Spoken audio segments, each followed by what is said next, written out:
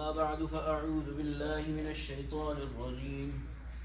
حافظوا على الصلوات والصلاة الوسطى وقوموا لله قانتين. فإن خفتم فرجالا أو ركبانا فإذا أمنتم فاذكروا الله كما علمكم ما لم تكونوا تعلمون. والذين يتوفون منكم ويذرون أزواجا وصية لأزواجهم متاعا إلى الحول غير إخراج، فإن خرجن فلا جناح عليكم فيما فعلن في أنفسهن من معروف، والله عزيز حكيم. والمطلقات متاع بالمعروف حقا على المتقين، كذلك يبين الله لكم آياته لعلكم تعقلون.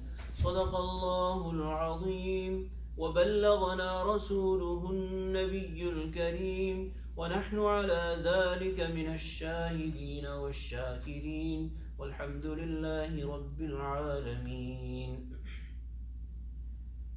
Since the past many days, Allah subhanahu wa ta'ala in the Quran that we have been reciting, Allah subhanahu wa ta'ala has been telling us about the rights of the divorced and the rulings about iddat and what to be given to them, the women who are going through their divorce, and what are the rights of the child, the father, the mother, in terms of rada'a.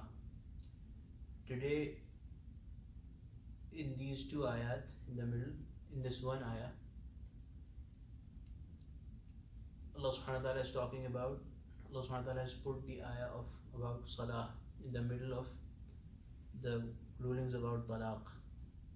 So after these two ayat, Allah subhanahu wa ta'ala is again going to resume talking about rights of women who go through a divorce.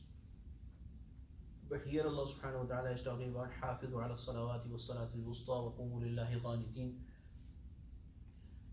that take due care, be very particular about all the prayers, and especially Salat al-Wusta, which according to most Mufassirin is Salat al-Asr, the Asr prayer.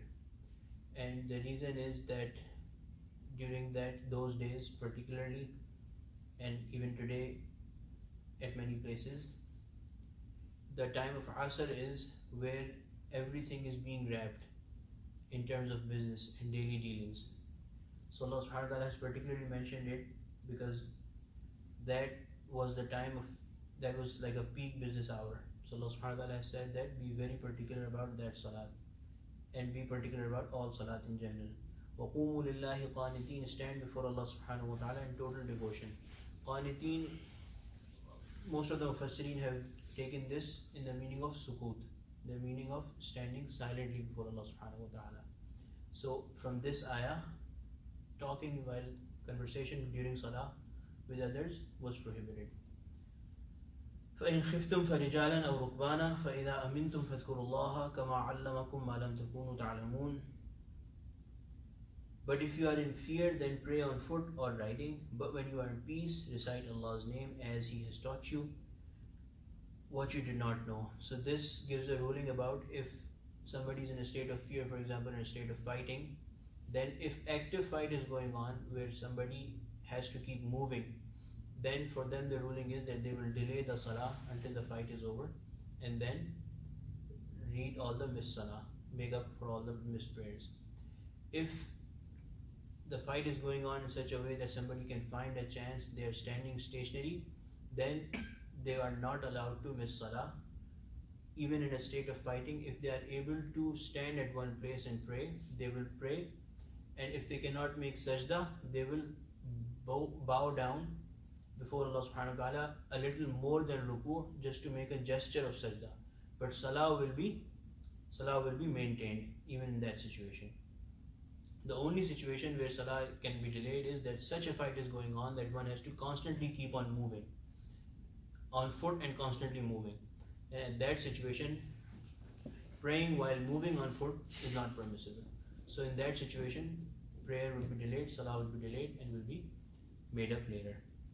Now returning to the topic of divorce, the reason why these ayat were put in between of these, according to Hazrat Mufti Muhammad Shafi rahimahullah, is that Allah subhanahu wa ta'ala is diverting the attention of the people who are being commanded, who are being given these commandments, towards ibadat, towards abdiyat, towards being slaves of Allah subhanahu wa ta'ala. That no matter what, and no matter what rulings are given to you, you are a slave to Allah subhanahu wa ta'ala, and you have to remember that you have to fulfill the rights of Allah subhanahu wa ta'ala and the rights of people around you, including the women. والذين يتوفون منكم ويذرون أزواجا وصية لأزواجهم متاعا إلى الحول غير إخراج. So this basically refers to before these orders were given by Allah subhanahu wa ta'ala, where iddat was said to be 4 months and 10 days. Allah subhanahu wa ta'ala, before Allah subhanahu wa ta'ala had prescribed this, the norm was that iddat was 1 full year. The woman will stay and wait 1 full year and will not be able to marry anyone. Allah subhanahu wa ta'ala reduced that period. But even when these ayat were given, the ruling of inheritance had not been declared, had not been made clear. So Allah subhanahu wa ta'ala has made it clear here that the woman who's being divorced, it is upon the husband, if the woman's husband dies, they have to write in their will that for 1 full year, the provision for that wife that they are leaving behind will be given from their inheritance, and she will be allowed to stay in their home. The wurasa, or the people who inherit from the husband, from the late husband, they will be made to take care of the needs from the taraka, or from the inheritance of the late husband, and she will be able to stay ila al-hawl for one year غير إخراج, without being evicted from their house. فإن خرجنا فلا جناح عليكم فيما فعلنا في أنفسهن بمعروف والله عزيز حكيم. And of course, if the wife of the late husband wants to move out herself after completing her iddat prescribed by Allah subhanahu wa ta'ala, she can do so bil ma'ruf, as permitted by the sharia of Allah subhanahu wa ta'ala. And then if she wants to go somewhere else and marry some other man after the 4 months and 10 days, then that is totally permissible. She doesn't have to be held back for 1 full year. Wallahu azizun hakim. Allah subhanahu wa ta'ala is aziz, fully powerful, all powerful, hakim, all wise. And from this, Mufti Sahib has said that we should remember that Allah subhanahu wa ta'ala is saying that Allah subhanahu wa ta'ala is very powerful, so do not, and He has the power to enforce everything, so do not try to find out and enact your own rules before Allah subhanahu wa ta'ala.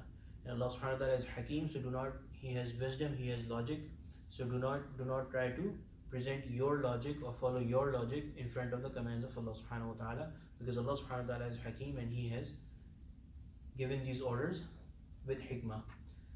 The 2 more ayat that I decided, وَلِلْمُطَلَّقَاتِ مَتَاعٌ بِالْمَعْرُوفِ حَقًّا عَلَى الْمُتَّقِينَ كَذَلِكَ يُبَيِّنُ اللَّهُ لَكُمْ آيَاتِهِ لَعَلَّكُمْ تَعْقِلُونَ. We did the explanation of these with ayat 238 yesterday, 237 yesterday, that the 4 cases that I described, 2 of them were described there, and the two others are here. That if a woman goes through a divorce, if a consummation of marriage happens after the mahr was decided, and if the true privacy has been established between man and wife, and then the divorce happens, then the husband has to give full mahr. And if it was not decided and they have had their privacy, then whatever is the tradition, whatever is mahr mithl, which is the established mahr in that time, in that family, that will have to be given. كَذَلِكَ يُبَيِّنُ اللَّهُ لَكُمْ آيَاتِهِ لَعَلَّكُمْ تَعْقِلُونَ. This is how Allah makes His verses clear to you so that you may understand. And this concludes the discussion on divorce and the rights of women. Inshallah, from next week we'll start the final discussion in Surah Al-Baqarah. We'll start from ayat 243, inshallah. This is 242. Alhamdulillah Rabbil Alameen, wassalatu wassalamu ala sayyidil mursaleen, rabbana zalamna anfusana wa lam taghfir lana wa tarhamna lanakunanna minal khasirin. Sallallahu ta'ala ala khayri khalqihi sayyidina wa ala Muhammad wa ala